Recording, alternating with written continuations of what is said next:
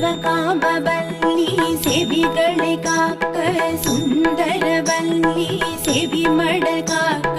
சர்க்குணவல்லி சிரசினை காக்க, ஷண்பகவல்லி சிந்தையை